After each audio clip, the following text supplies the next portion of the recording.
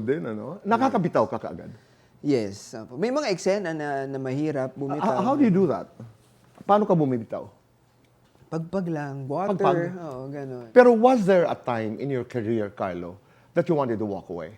Yes. You wanted to quit? Kailan ito at bakit? Mga mid-2000s, yung may ginagawa ako pero mga indie films, yung gano'n. Eh, ito yung bumuhay sa akin, ito yung nakapagpagawa ng house namin nung bata-bata pa ako, kasama ng dad ko, nagtutulungan kami. Tapos there came a time na parang, ba't parang wala akong ginagawa pero sinasabi nila ang talented ko, ang galing-galing ko.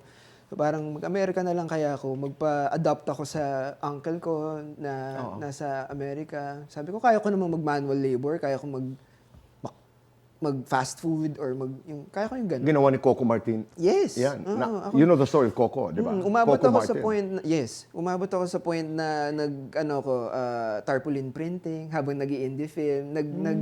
Naglalagay ako ng mga tarpaulin ng mga salon sa mga building. Kasama ko yung cousin ko, siya yung nag-welding, tapos manghihiram ako ng elf sa kabanda ko kasi meron silang hardware. Kukunin ko sa San Juan, drive back to my house and get the tarpaulin, tapos papuntang Cavite, puntang San Andres, tapos maglalagay kami ng mga signages and everything, just, para lang makapag, provide.